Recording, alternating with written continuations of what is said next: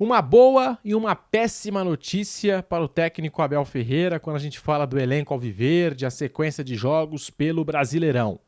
Palmeiras que perdeu para o Bahia e caiu uma invencibilidade de 11 rodadas do alviverde no torneio por pontos corridos. Algumas considerações sobre o jogo em Salvador. E nos bastidores, a diretoria do Verdão acertou mais uma renovação de contrato com um argentino do elenco. Semana passada foi a vez do Flaco Lopes. Então chega mais que eu te conto todos os detalhes. Se estiver chegando agora aqui no canal do YouTube Pedro Marques Fute e não for inscrito, se inscreva no canal, deixe o seu like, aparecendo a opção do hype para você. Bora dar aquela hypada, assim a gente conversa com mais palmeirenses dentro da plataforma do YouTube e você não perde nenhuma atualização da Sociedade Esportiva Palmeiras. Começo aqui falando da renovação de contrato de Agustin Giai, lateral direito de 21 anos, que chegou ao Palmeiras em 2024, veio do San Lorenzo da Argentina. Contrato do Giai era até junho de 2029, ou seja, ele já chegou ao Palmeiras com um contrato de 5 temporadas e agora o Palmeiras ofereceu uma renovação de contrato até setembro de 2030. E o que explica essa renovação de contrato? É uma forma do clube de se proteger do assédio do mercado, da janela de transferências. Já houve procura pelo Giai na última janela, como a gente relatou aqui no canal, de equipes europeias. Se comentou do interesse do Milan pelo Giai, de apenas 21 anos, mas o negócio não foi para frente, o Palmeiras não quis abrir negociações. E como é uma posição escassa no futebol mundial, todo mundo procura esse lateral direito, e a gente está falando de um atleta jovem, promissor, capitão da seleção da Argentina que disputou a última Copa do Mundo Sub-20 em 2023, é claro que há um assédio do mercado para cima do Giai e o Palmeiras segura o jogador e também garante uma multa rescisória maior para depois, também chegando uma proposta interessante, vantajosa pelo jogador, o Palmeiras pode levar mais dinheiro. Na semana passada, o Palmeiras renovou o contrato do Flaco Lopes, que é um pouco mais velho do que o Giai, até numa posição diferente, a de atacante.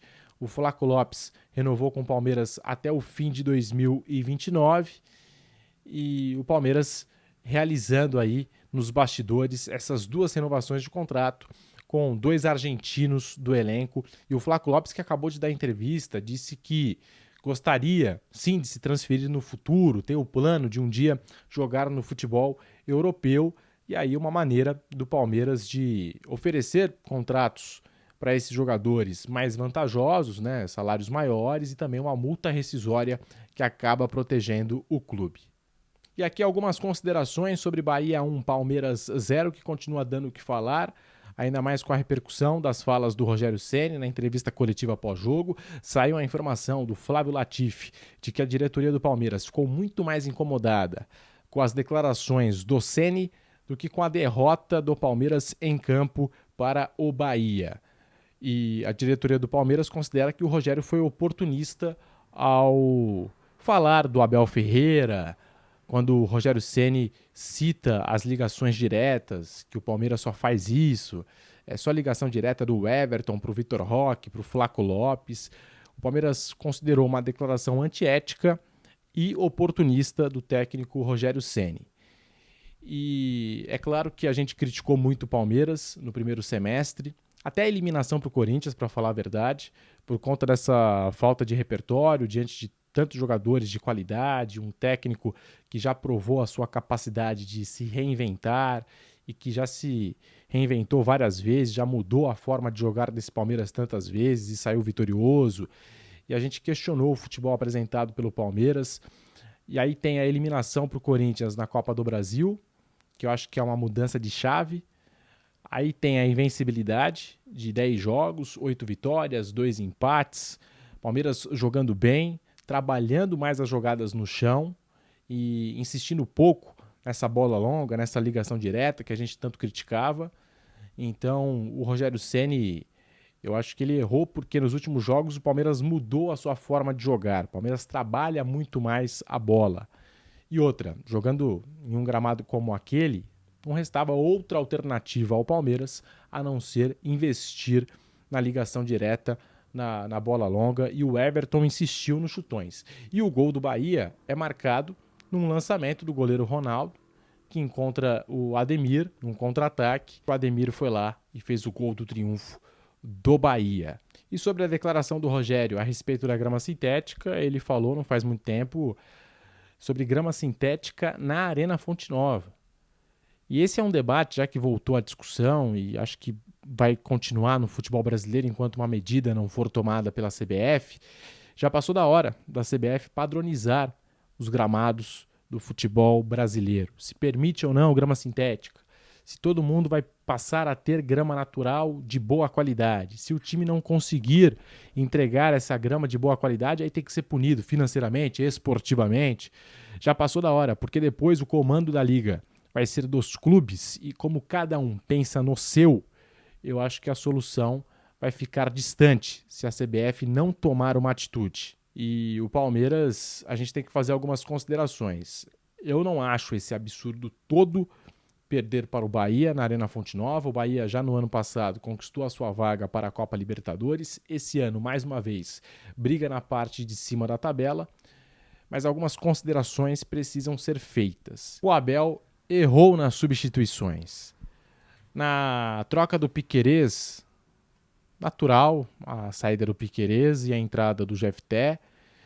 Não vou nem discutir o jogo que fez o Jefté, a marcação do lance do gol do Ademir, mas trocou um lateral esquerdo por um lateral esquerdo. Só que quando ele perde o Lucas Evangelista, acabou matando o meio de campo do Palmeiras, eu tive essa sensação, quando ele tira o Lucas Evangelista e coloca o Aníbal Moreno, e aí ficou no meio de campo o Aníbal Moreno e Emiliano Martínez. Ele já tinha um jogador de marcação, colocou outro jogador que tem mais essa vocação defensiva. E aí fiquei me perguntando por que não deu ali um espaço, uma oportunidade nesse jogo para o Maurício, para o Rafael Veiga. Depois, quando ele tira o Vitor Roque, entre Vitor Roque e Flaco Lopes, o Vitor Roque, claro, acho que os dois não fizeram um bom jogo, mas o Vitor Roque estava incomodando mais o sistema defensivo do Bahia. O Vitor Roque acabou sofrendo 2 faltas, ocasionando ali 2 lances que geraram cartões amarelos do lado esquerdo da defesa do Bahia, para o Gilberto e para o Gabriel Xavier. Eu não teria tirado o Vitor Roque. Ele tirou e aí colocou Facundo, Torres, o Sousa, e aí também fiquei me perguntando por que não colocou o Veiga e o Maurício no jogo. Então acho que as substituições do Abel Ferreira, primeiro, acabaram prejudicando o meio de campo da equipe e depois o ataque do Palmeiras, com a saída principalmente do Vitor Roque, o ataque do Palmeiras acabou perdendo força. E falando nisso, eu tenho uma informação boa e uma informação péssima. Começando pela boa. O Piquerez passou por exames após o trauma no joelho direito, que ele acabou sentindo no duelo contra o Bahia, que precisou ser substituído, e os exames descartaram uma lesão.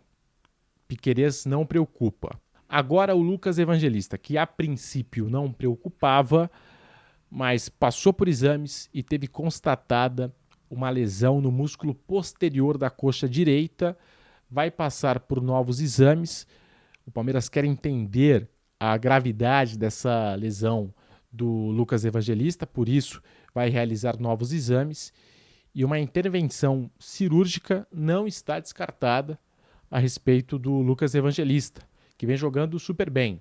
No segundo e decisivo duelo contra o River Plate, tomou conta do meio de campo. E quando a gente projetava a chegada do Andréas Pereira, a gente falava, o Andréas vai jogar ou o Lucas Evangelista? E ele provou, o Lucas Evangelista, que pode jogar junto com o Andréas Pereira no meio de campo.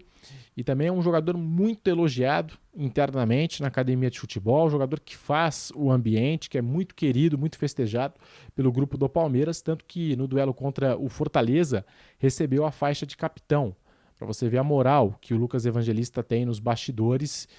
E a gente aguarda aí uma nova atualização sobre o caso do Lucas Evangelista. Fica a pergunta para você, como é que fica o Palmeiras agora com essa lesão do Lucas Evangelista? Imagino, o Andréas Pereira já chegou para essa posição de segundo homem de meio de campo, E aí eu imagino que o Maurício talvez possa ser utilizado como um segundo homem aí para essa função no meio de campo, né? Segundo homem de meio de campo.